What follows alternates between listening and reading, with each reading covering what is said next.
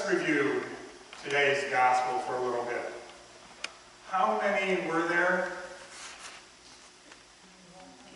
Yeah. It doesn't say that. What were they? Were they wise men, kings, or astrologers? We don't know. Hey, I know one. What were their names?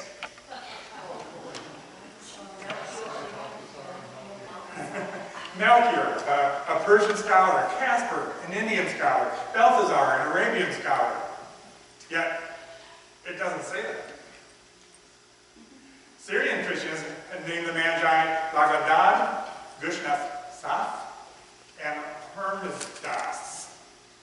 In the Eastern churches, Ethiopian Christianity for instance, it's Hor, and Chrysadon, and Besantur.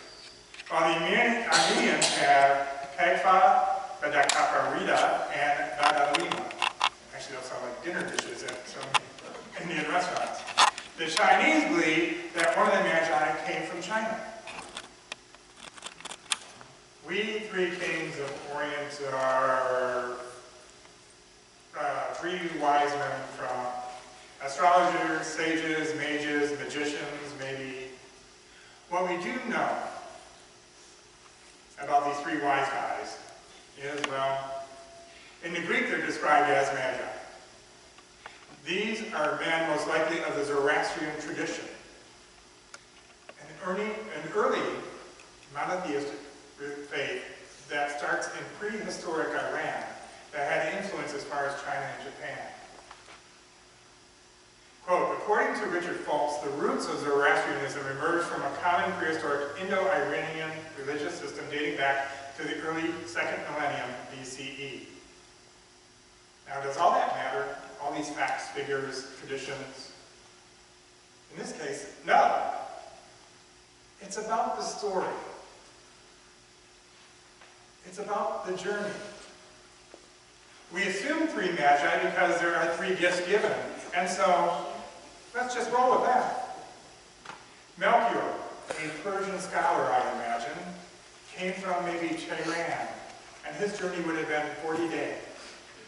And this is a calculation done at 10 hours a day walking, which is highly unlikely considering midday heat and companions and setting up camp and tearing down camp. So it was probably longer. Casper, an Indian scholar, I like to say, he came from Madhya Pradesh, India, and his journey would have unrealistic rate of 10 hours a day would have been 126 days. And finally we have Balthazar, supposed to be an Arabian scholar. In that case he would have been the closest, but if he came from the far east, deep in China, his journey could have taken up to a year and a half or more. So we have three guys who are educated and know how to read the skies for signs of things to come and omens of things to watch for. And they see something in the sky that foretells of a child who is to be a king of the Jews. And so the furthest one sets out on his trek much before the others. And therefore, as he went along, he must have told others what he saw in the sky and what he was seeking to see. And those who chose to believe him, as he was a figurehead of some kind, they probably followed him.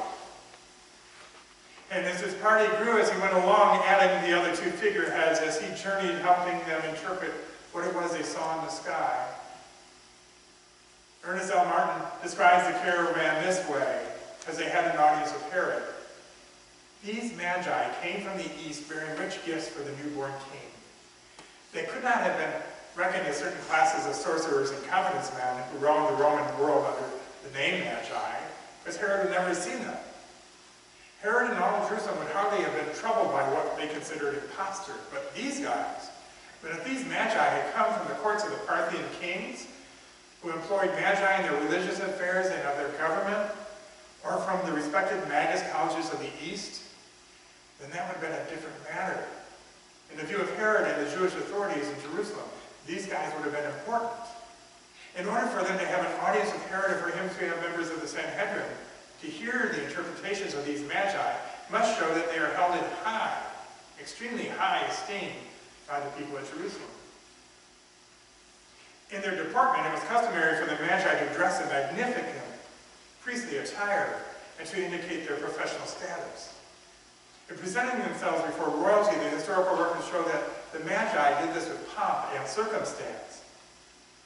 In traveling or on official business in areas where their influence was felt, it was normal for the priestly Magi to proceed in a processional mode, with various ranks of them appropriately positioned in the caravan. And this must have been the manner in which they approached the city of Jerusalem to present their gifts to the newborn king of the Jews. This would account for the respectful attitude of Herod and the Jewish authorities to them. So they come bearing these gifts for one who they believe is royal born. And so there are theories as to what these gifts represent.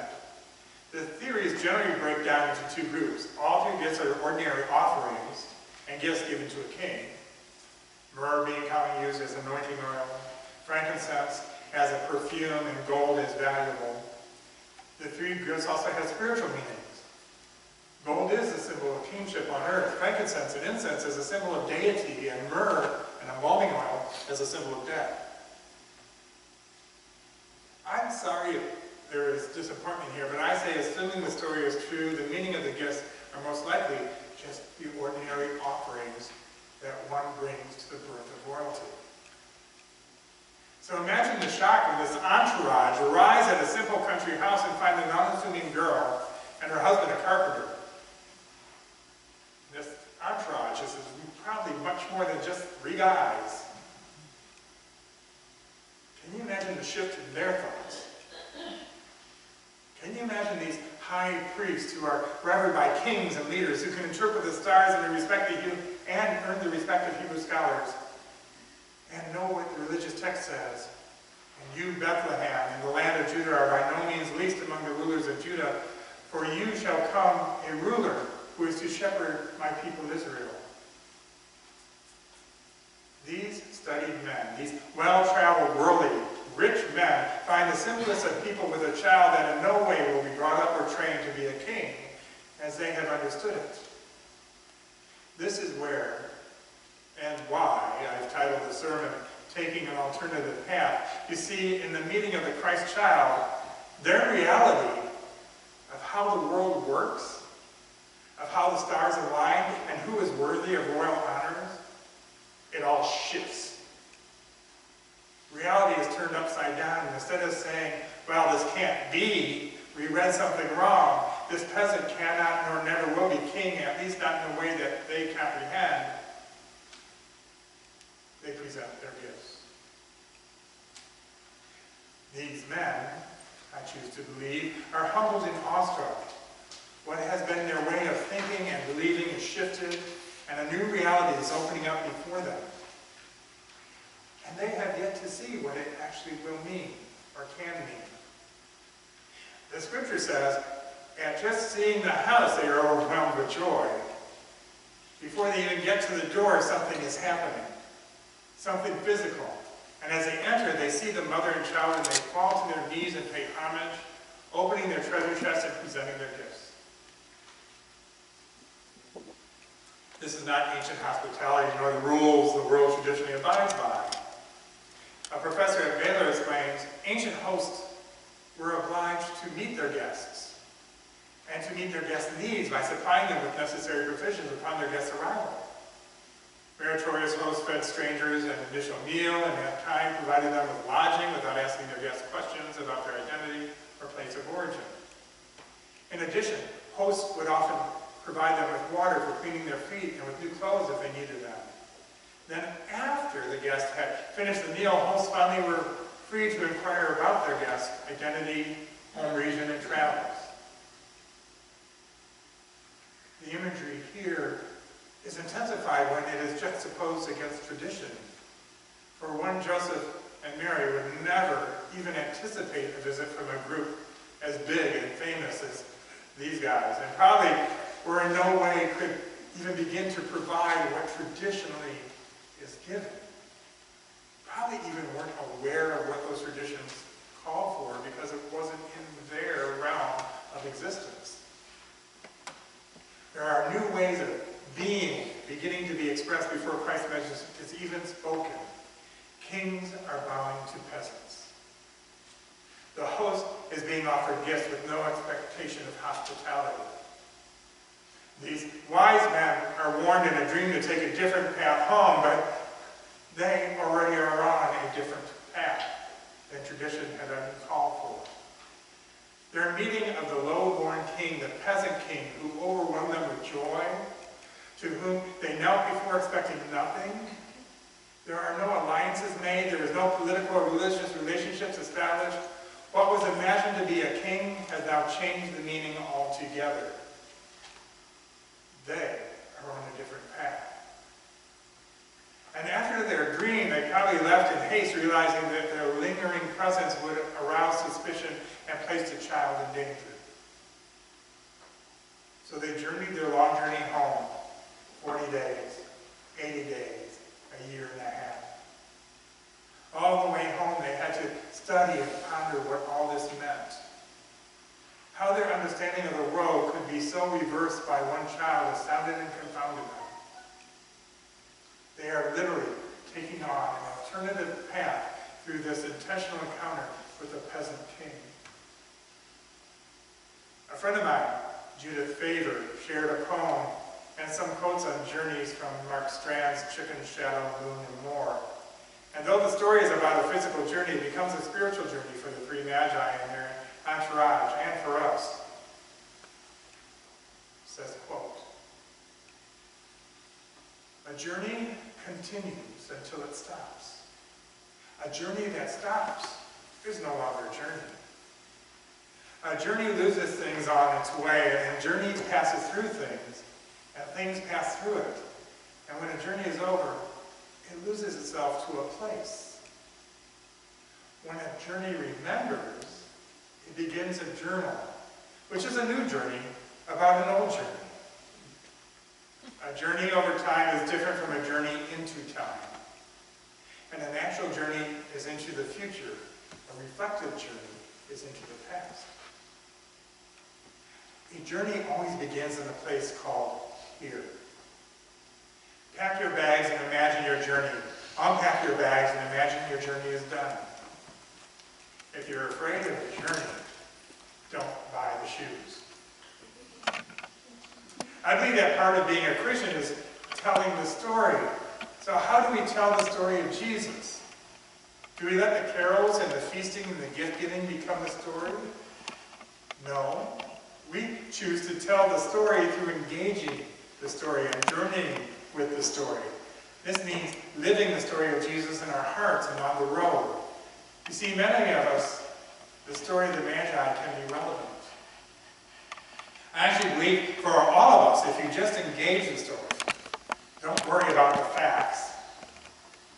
You see, our lives changed when we met a different understanding of Christ. When many of us learned that not only could we be loved by God, but that we are most enthusiastically loved by God, by Christ, and through the life of Jesus, we are taught how we are to journey in this world, how we are to manifest that love here on earth. We are each individually invited to take an alternative path, an alternative journey. And it's not done in a day or a year, but over many years and over a lifetime. As we are on our journey, each one unique unto itself, we discover the journeys and the stories of Christ change in our heart. They shift our perception, and in return they will again change our journey. In many ways, it doesn't matter if this story or any of the stories are true. It really doesn't. For we have chosen to live as people of faith. We have chosen to listen and to study and to incorporate the stories into our lives.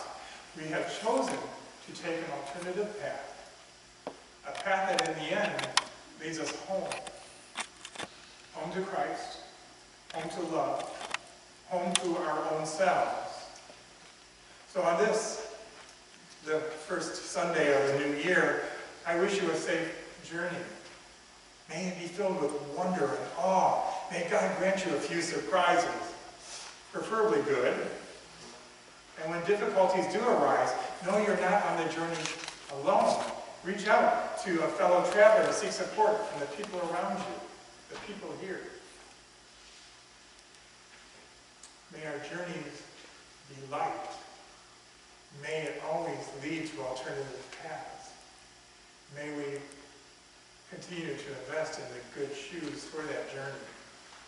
Blessings and a very happy and healthy new year. Oh, please rise about in the spirit of your